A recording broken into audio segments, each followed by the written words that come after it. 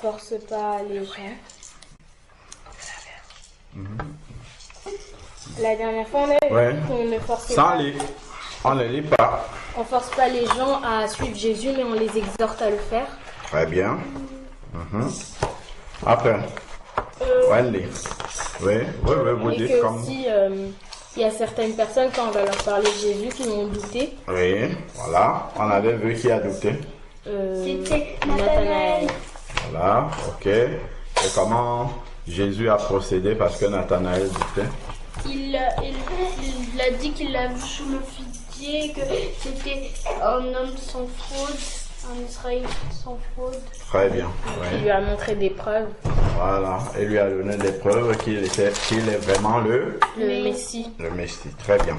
Ok, donc on voit que on ne force pas les gens et Jésus utilise une méthode différente pour chacun.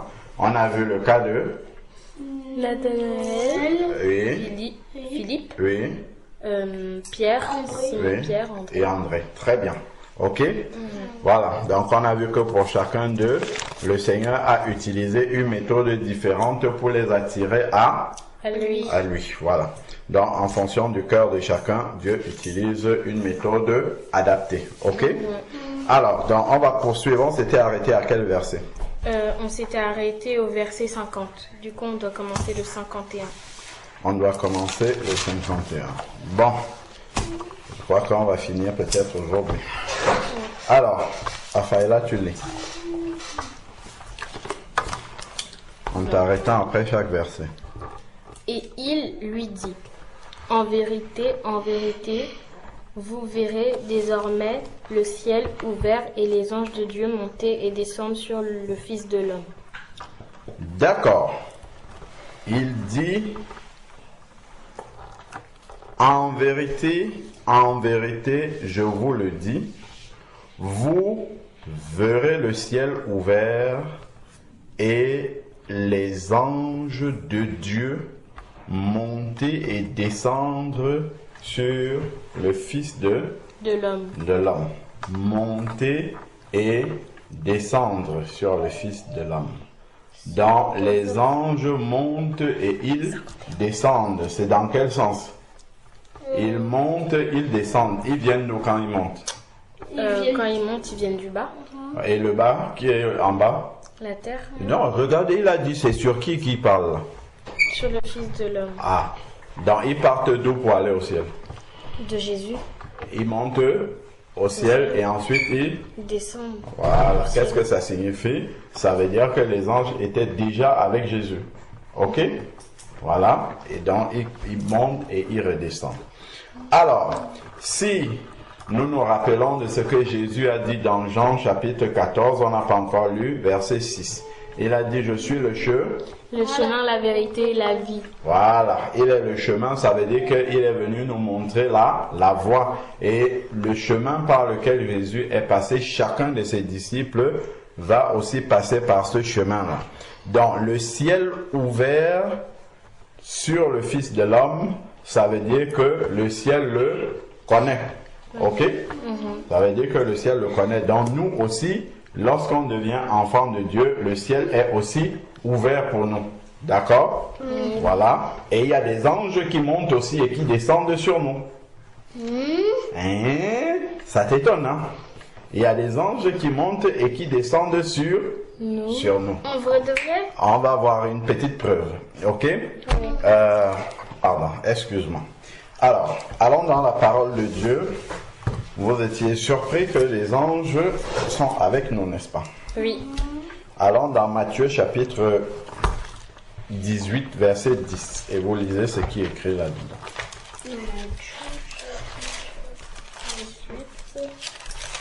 Verset 10. 748 la page. 748. Ok, je suis pas loin. Matthieu 18, verset 10. 748. C'est-à-dire que c'est ici, verset 10. Verset 18. Qu'est-ce qui est écrit? Gardez-vous de mépriser un seul de Fort. ces petits. Car gardez-vous de mépriser un seul de ces petits, car je vous dis que leurs anges dans les cieux voient continuellement la face de mon Père, qui est dans les cieux. Est-ce que vous avez compris? Oui. Chacun de ces plus petits qui croient en Jésus ont leurs anges. Est-ce que vous avez compris? Oui. Qui les servent. Hein? Donc, il y a des anges qui te protègent, même quand tu es toute seule. Il y a des anges qui combattent pour toi quand le diable vient et qu'il veut te faire du mal. Il y a des anges qui sont là. Tu as vu, par exemple, si il peut t'arriver de faire un faux mouvement et tu es sur le point de tomber et tu sens qu'il y a quelque chose qui te retient. Tu vois? En fait, c'est un ange de Dieu qui empêche que cela puisse se passer. Non, vous n'étiez pas là. Un jour, je t'entends, Georges, il y avait dans la cuisine, il y avait un meuble de rangement. Pendant qu'ils étaient en train de manger à table à la cuisine, il y a un meuble de rangement qui s'était décroché et s'est tombé comme ça. Et les enfants étaient sur la table. Vous vous rappelez de ce qui s'est passé? Rien ne s'est passé, même la table ne s'est pas cassée. Tu imagines un meuble qui était chargé, le meuble de rangement, il était chargé, il y avait des assiettes, il y avait des verres, il y avait plein de trucs. C'est tombé comme ça sur la table alors qu'ils étaient en train de manger. Personne n'a rien eu. Vous pensez que c'est naturel ça? Non, c'est un ange qui a retenu. Voilà, c'est un ange qui a retenu. Voilà. Vous voyez, ça ce sont des cas pratiques concrets qui nous montre que ces anges-là qui voient continuellement la face du Père veillent sur nous. Parce que souvent on les voit quand on est là, on a peur, alors qu'on a toute une milice qui sont en train de nous garder. Même là? On a dit continuellement. Ça veut dire que continuellement, ça veut dire que sans arrêt. Sauf si on n'est plus les enfants de Dieu et qu'on commence à marcher loin de la volonté de Dieu. Oui. Est-ce que vous avez compris? Voilà. Donc, comme Jésus a dit là, vous verrez les anges monter et descendre sur le Fils de l'homme. Ceux qui deviennent ses enfants aussi ont des anges et ces anges-là veillent et campent autour d'eux. Les anges de l'Éternel campent autour de ceux qui le servent, qui le craignent. D'accord? Voilà un autre verset qui le confirme. Donc vous pouvez noter déjà. Oui. Donc vous mettez la date d'aujourd'hui. C'est le 1er, c'est ça? Oui. Voilà. 1er août 2021. Et puis vous mettez Jean 1. Verset 51. Verset 51 tiré. Ensuite, première phrase. C'est bon, tu as noté tout, Wendy, déjà? Voilà. Le 1er août.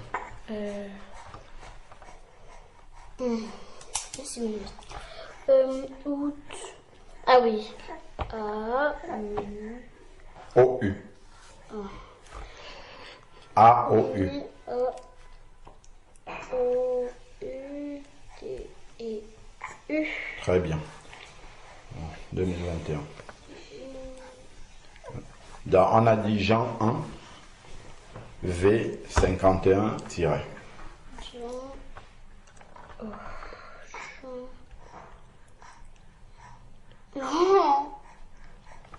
Jean 1, V51 tiré. Ensuite, on va noter. Dieu envoie ses anges, on va dire protéger. C'est la première mission qu'ils ont. Parce que s'ils ne protègent pas les enfants de Dieu, Satan va...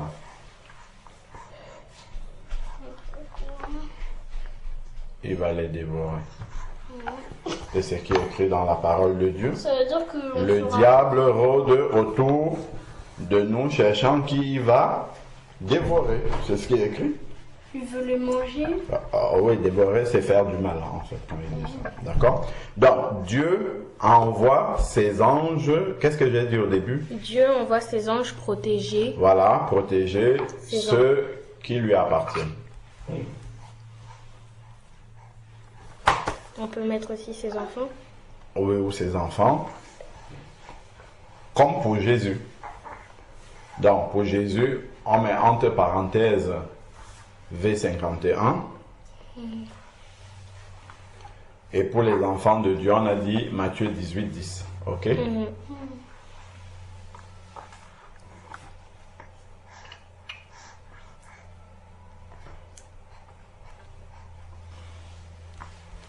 Matthieu 18, 10.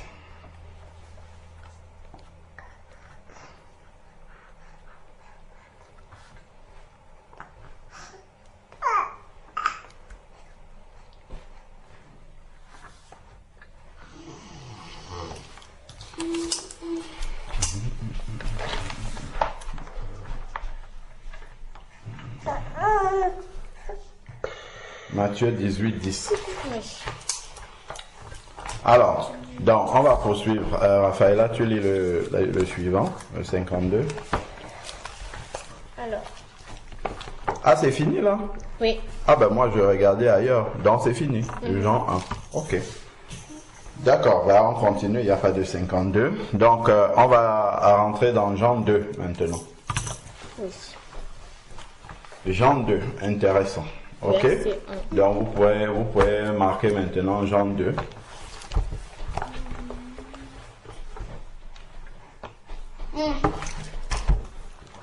Si j'avais vu que c'était la fin, la dernière fois on aurait terminé. Je n'avais pas fait attention. Alors, Jean chapitre 2. Ok.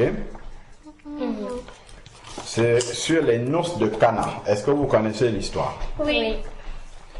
C'est là où il va avoir quoi pour la première fois? Oui. Le premier miracle. D'accord. Le premier miracle de Jésus. Alors, dans les noces de Cana. Donc, Raphaëla, tu continues la lecture, verset 1. Alors, 3 jours après, il y eut des noces à Cana en Galilée. Voilà. Donc, il y a déjà combien de disciples qui suivent Jésus qu'on a pu identifier? 4. Oui.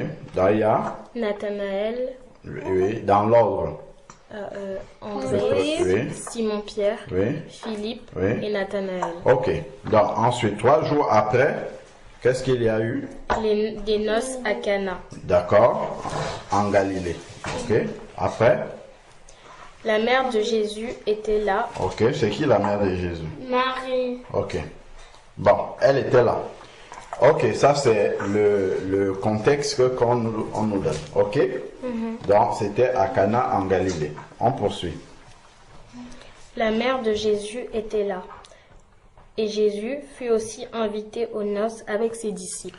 Ok, donc Jésus a été Invité. invité. Donc, il est venu comme un simple participant, si on peut dire ça comme ça. D'accord? À ces noces-là. Les noces, c'est quoi? C'est un? Mariage. Très bien, c'est un mariage. Ok, donc Jésus est venu participer au mariage. Donc, on peut voir déjà que le mariage est quelque chose qui est béni par Dieu. D'accord? Parce que Jésus a été invité et Jésus s'est déplacé pour y aller. Ok? Voilà. Donc, ensuite, donc c'est une bonne chose d'aller à un mariage. Parce que le mariage, c'est la volonté de Dieu. Alors, continuons. Le vin ayant manqué, la mère de Jésus lui dit, ils n'ont plus de vin. D'accord. Donc, ils sont partis dans ce mariage. Et au mariage, il y avait du Vin. et le vin venait à manquer. Ça veut dire que le vin est Fini. fini. Il n'y a plus de vin. C'est comme si il y a des étrangers qui viennent là. On leur sert à boire. Ils sont tellement contents, ils boivent. Et après, il n'y a plus rien et ils ont encore soif. D'accord? Voilà la situation. Ok? Donc, qu'est-ce qui se passe après? Jésus lui répondit, femme, qui a-t-il? Qu'est-ce que la mère a dit là? Ils n'ont plus de vin. D'accord. Donc, la mère de Jésus lui fait remarquer qu'ils n'ont plus de Vin. Est-ce que Jésus ne voyait pas qu'il n'avait plus de vin? Si. Si la mère de Jésus sait qu'ils n'ont plus de vin, ça veut dire que tout le monde le sait, parce que c'est là tout le monde voit qu'il n'y a plus de vin qui circule comme avant. Ok? Donc Jésus le savait, mais sa mère le lui dit quand même. Ok? Vous voyez déjà? Quand on fait une prière, ce n'est pas parce que Dieu ne sait pas, il le sait bien. Ok? Mais il nous laisse aussi venir exprimer notre demande devant lui. D'accord? Jésus pouvait bien leur donner du vin sans qu'on ne le lui demande. Mais il a laissé pour voir est-ce que ils vont s'approcher de moi pour me demander quelque chose. Ok?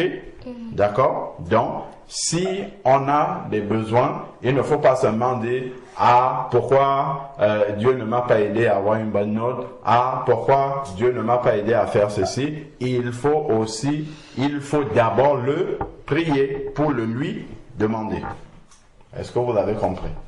Mais des fois, alors on prie et il n'exauce pas. Dieu n'est pas notre exécutant.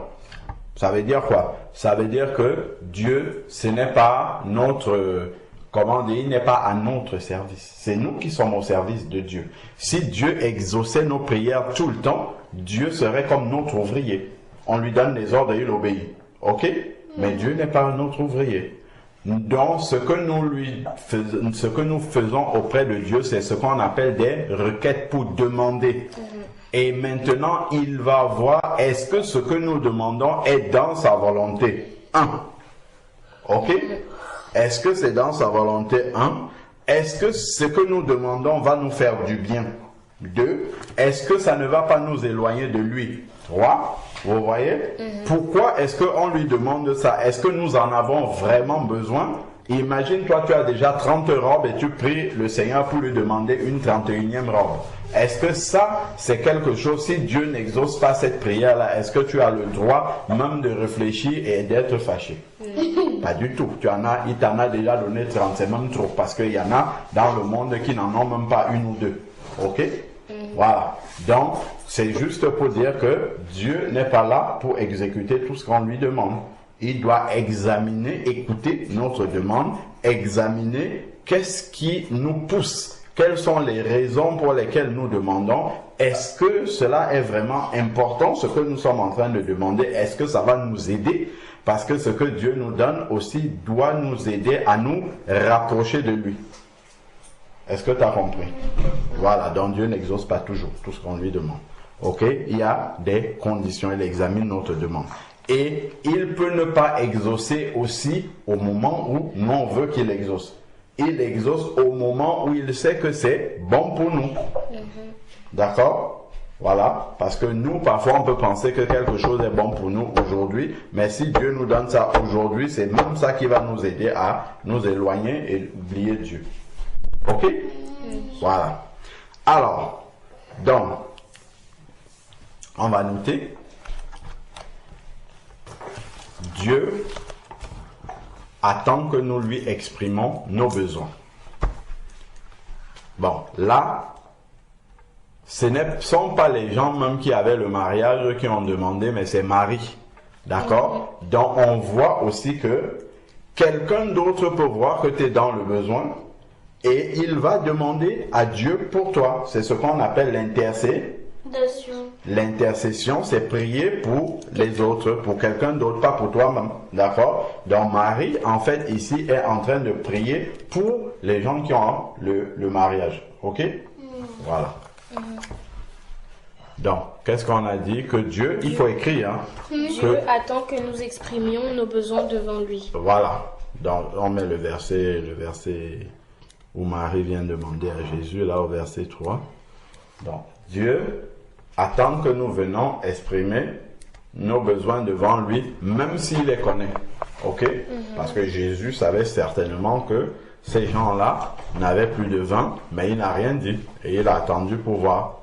Est-ce que ces gens-là eux-mêmes vont demander ou est-ce que quelqu'un d'autre va venir lui demander?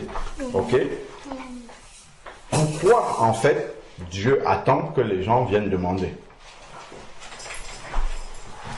Pour voir Vas-y. s'ils croient en lui. Ah, très bien, Wendy. Très, très, très, très bien. Pour voir s'ils crois en lui. Parce que si tu as besoin, par exemple, d'une paire de chaussures, est-ce que tu vas voir quelqu'un qui passe en route là, tu vas aller lui demander?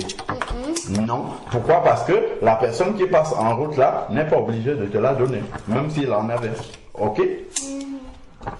Si tu rentres dans un magasin et que tu vois, je ne sais pas moi, et que tu vois un bonbon que tu veux, d'accord? Est-ce que tu vas prendre et aller dire à la caissière, moi je veux ça? Non. Non. Pourquoi? Parce que elle ne va pas forcément te donner. Ok? Parce que tu ne crois pas dans ton cœur que la caissière peut te donner ce bonbon-là. Ok? Mais par contre, tu vas prendre le bonbon et tu vas aller montrer à maman ou à papa. Tu vas dire, papa, maman, je veux ce bonbon. Pourquoi? Parce que tu crois dans ton cœur que papa, lui, peut t'acheter ce bonbon ou maman. Mais pas la caissière. D'accord? Donc, de la même manière, Dieu attend que nous venions lui demander parce que c'est ça qui va prouver que nous croyons réellement dans notre cœur qu'il est capable de le faire. Est-ce que vous avez compris? Très bien, Wendy. Donc, qu'est-ce qu'on avait dit? Que Dieu attend que nous exprimions nos besoins devant lui, même si il les connaît. Ok, V combien? Là-haut, Marie. Ok, V3, entre parenthèses, V3. Ok? Et on note ce que Wendy a dit. Car cela prouve que nous lui faisons confiance, d'accord? Car cela prouve que nous croyons, ou bien que nous lui faisons confiance, que nous croyons ou que nous lui faisons confiance, qu'il peut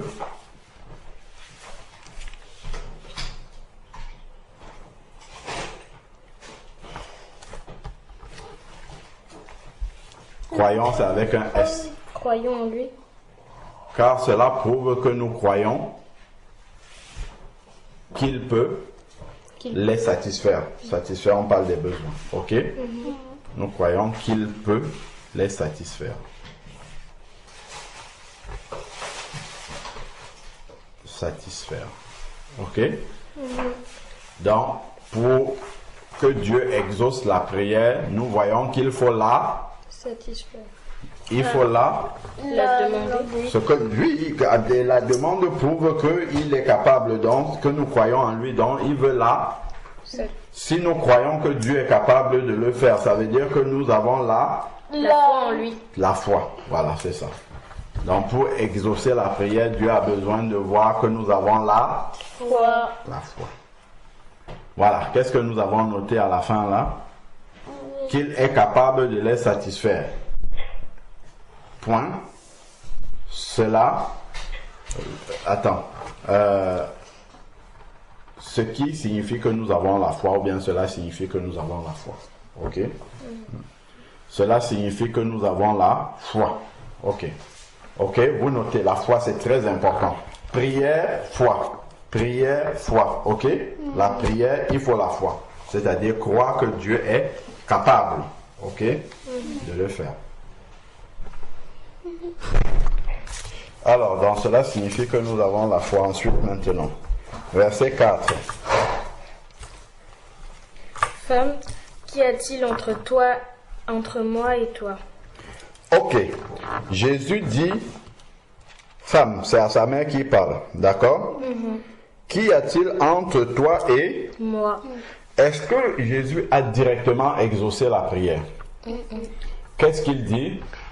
Femme, qu'y a-t-il entre toi et moi? Qu'est-ce que ça signifie? Enfin, qu'est-ce que ça nous montre? Je sais. Oui. Ça nous montre que... Pourquoi tu demandes forcément à moi? D'accord, ok, mais qu'est-ce qu'on peut comprendre derrière cette réponse de Jésus là? Il n'a pas directement exaucé. Qu'est-ce qu'il est en train de faire? De voir s'il va le laisser ou... Si il qui?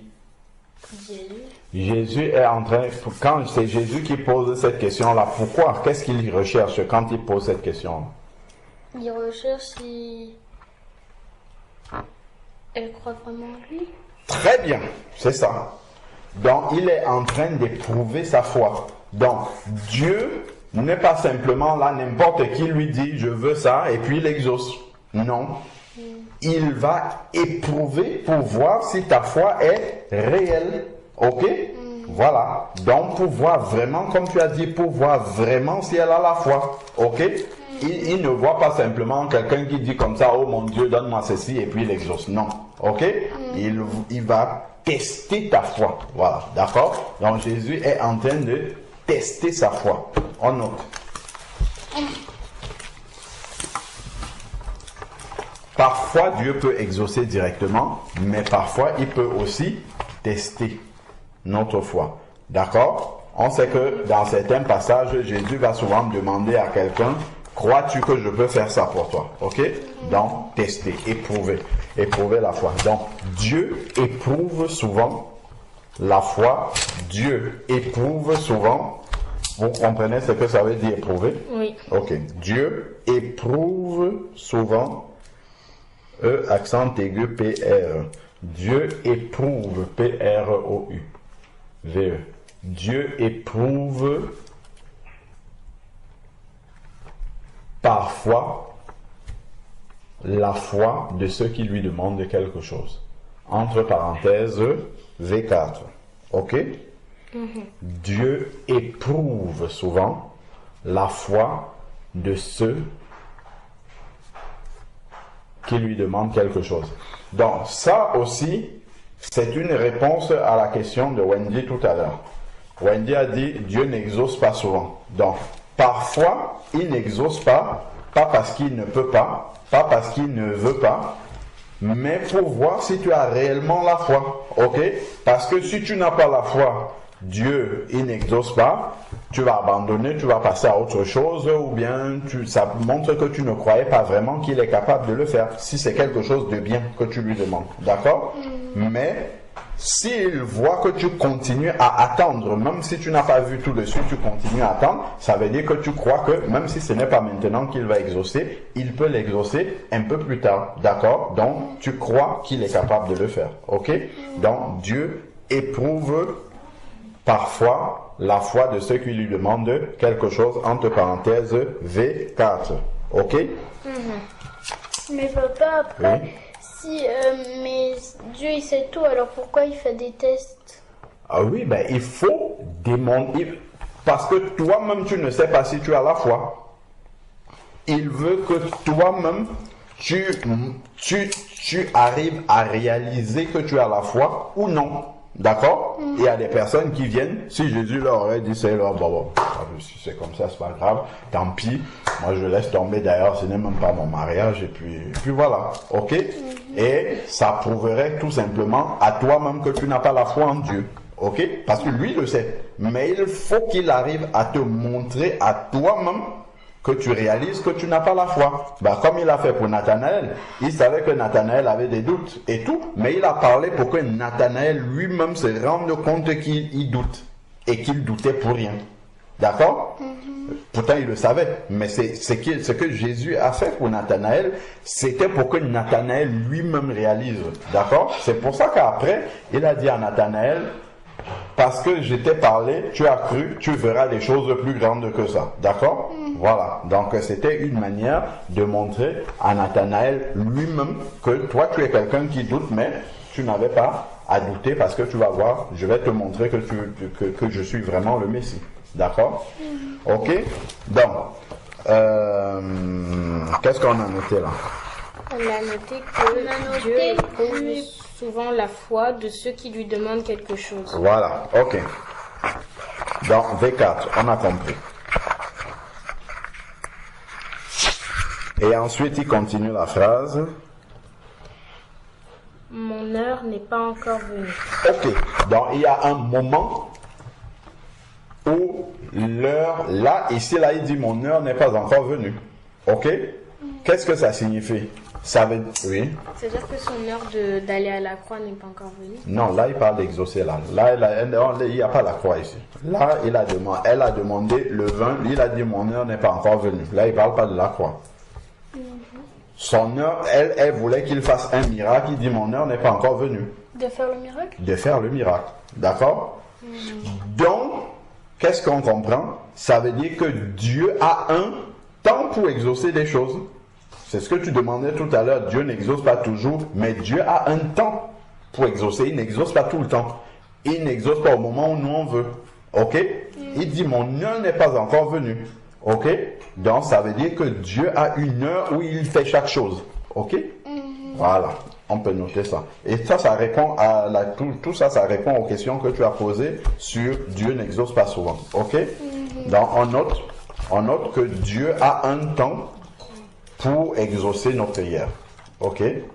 Le temps de Dieu peut être le même que nous, c'est-à-dire qu'il exauce au moment où nous on souhaitait, mais parfois il n'exauce pas au moment où nous on souhaite. Ok? Il peut venir exaucer une prière qu'on lui avait demandé il y a 5 ans derrière, et il vient l'exaucer aujourd'hui qu'on a déjà oublié. Parce qu'il savait que ce qu'on lui a demandé, c'est aujourd'hui qu'on en aurait le plus besoin.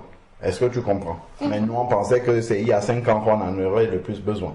D'accord? Mais comme lui connaît l'avenir, il sait à quel moment nous donner chaque chose parce que ça va nous aider à ce moment-là. D'accord?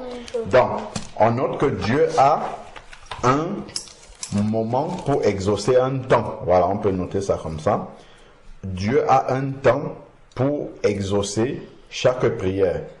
Entre parenthèses, V4, mon heure n'est pas encore venue. Voilà, c'est ça.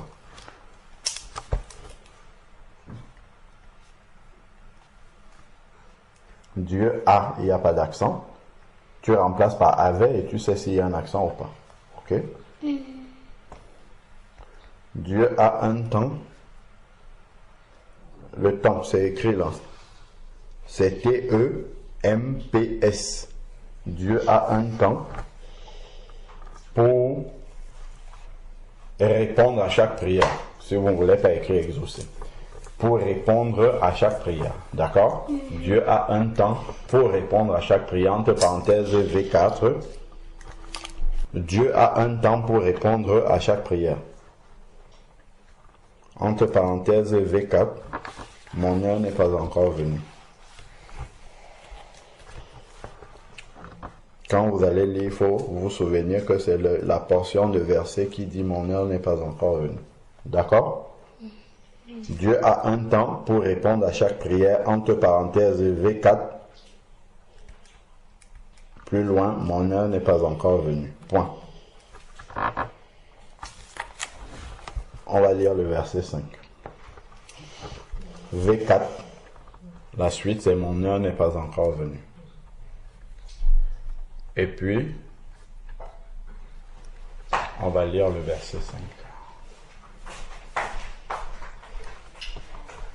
Et là, ça va être très intéressant. C'était déjà intéressant, mais on va voir encore un autre aspect de la prière. Là, on parle de la prière. Ok? Mon heure n'est pas encore venue. Venue se termine avec E, tel qu'on a vu écrit dans la Bible. C'est mon heure qui n'est pas encore venue. Donc, mon heure, l'heure, c'est au féminin. Donc, comme un E a venu. Point. Ok? Verset 5, Wendy, tu lis. Verset 5. Sa mère dit au serviteur, faites ce qu'il vous dira. Aïe. Qu'est-ce que sa mère dit? Faites ce qu'il vous dira. Est-ce que Jésus a dit qu'il voulait faire quelque chose? Non. Mais pourquoi il réagit comme ça? Parce qu'elle sait qu'il va le faire. Ah, vous avez vu? Qu'est-ce qu'elle a fait? Elle a posé un acte de foi. D'accord? Donc, elle a fait comme si qu'il avait répondu qu'il va le faire. Vous avez vu? Donc, parfois, justement, quand on a une grande foi, la foi c'est l'assurance, on va lire la définition, l'assurance que Dieu peut le faire et que Dieu va le faire même, d'accord? Donc on peut se comporter comme si Dieu l'a déjà fait, ok? Les gens qui ont une grande foi font comme ça. Par exemple, on nous avait parlé d'une dame qui avait prié pour avoir un enfant, ok? Elle n'était pas encore enceinte, elle a acheté une poussette et elle venait au culte avec la poussette. D'accord? Parce qu'elle était tellement sûre que Dieu va exaucer cette prière-là.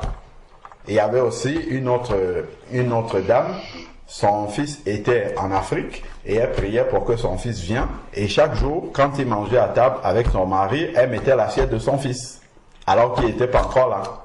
Et son fils est venu après. Est-ce que vous voyez? Ce sont des actes de foi alors que Dieu n'a pas encore exaucé, parce qu'on est sûr qu'il va le faire. Ok? Et ça, bien souvent, ça touche le cœur de Dieu. D'accord? Parce que le Seigneur comprend que voilà quelqu'un qui est vraiment sûr que Dieu va le faire. Alors que d'autres, ils attendent d'abord que Dieu le fasse pour faire les choses ensuite. La plupart même, c'est comme ça. Ok? Mais ceux qui ont une foi vraiment grande, voilà, ils agissent comme ça souvent. Ok? Donc, on note. Comment on a appelé ça? Un acte de foi. Donc, on va dire, certaines personnes qui ont une grande foi, je ne sais pas comment on peut formuler ça, certaines personnes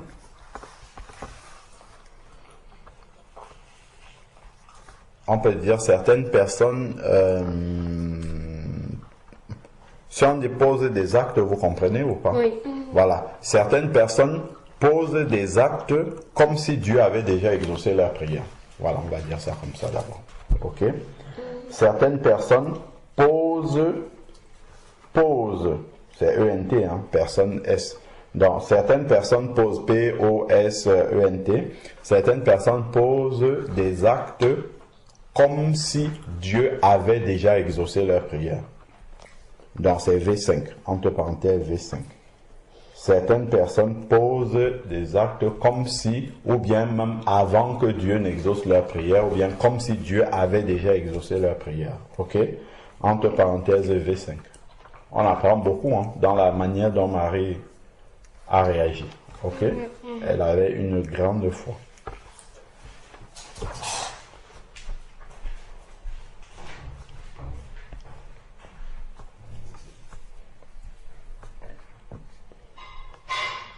Certaines personnes posent des actes avant, comme si Dieu avait déjà exaucé leur prière. Ok. Mais il faut aussi ne pas tomber dans un autre piège. D'accord? C'est la grande foi que quelqu'un a qui le pousse à faire cela.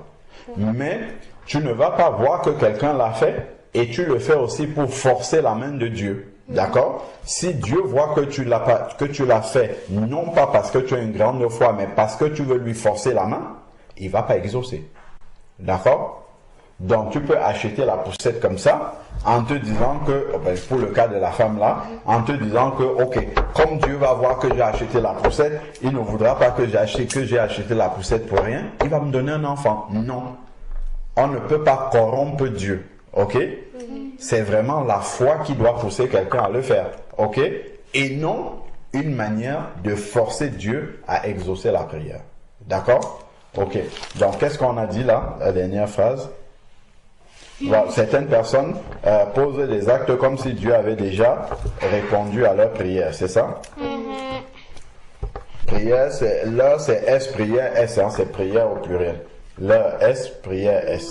Comme si Dieu avait déjà répondu à leur prière. Point. Ce sont des actes de foi. On écrit, ce sont des actes avec S, A-C-T-E-S. Ce sont des actes de foi. Ok? Point. Mais, vous aviez déjà noté V5 là, c'est ça? Oui. Tu as noté V5?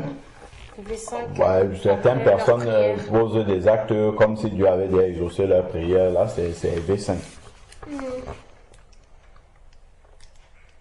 Bon, et la suite maintenant, il faut aller plus loin. Donc, la suite c'est, mais il ne faudrait pas poser des actes pour forcer Dieu à répondre à notre prière. Ok? Il ne faudrait pas poser des actes pour forcer Dieu à répondre à notre prière. Donc ça, c'est vraiment important et Dieu voit dans nos cœurs. Il voit quelles sont nos motivations, les raisons pour lesquelles on l'a fait. Ok? Même si on peut tromper les hommes, on ne peut pas tromper Dieu. Ok? Il sait que ce n'est pas par la foi qu'on l'a fait, mais c'est pour le forcer. Ok? Donc, mais il ne faudrait pas poser des actes pour forcer Dieu à répondre à notre prière. Point. Je crois qu'on va s'arrêter là. Ok?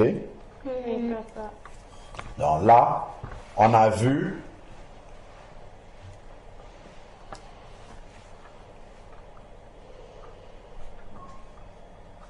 les bonnes attitudes pour prier. D'accord? Donc là, c'est un peu ce qu'on a vu aujourd'hui.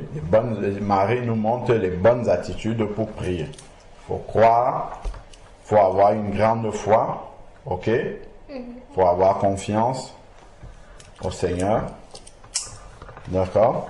Alors, quel sujet de prière nous pouvons tirer de ce que nous avons lu? Oui, quel sujet de prière? Oui. Moi, un sujet de prière pour pas corrompre Dieu. Faut pas croire que Dieu nous donne des bonnes motivations quand nous prions. D'accord? Voilà, oui. Aussi, qui nous aide à avoir une grande foi. Voilà, qui nous aide à avoir une grande foi. Ok, ben on va prier pour ce sujet-là. Allez-y. Seigneur, je te prie pour que tu nous aides à avoir une grande foi. Fais qu'on puisse qu'on puisse poser des actes pour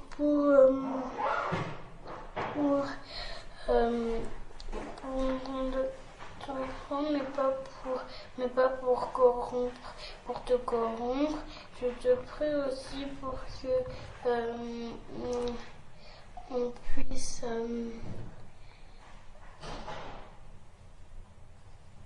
et qu'on puisse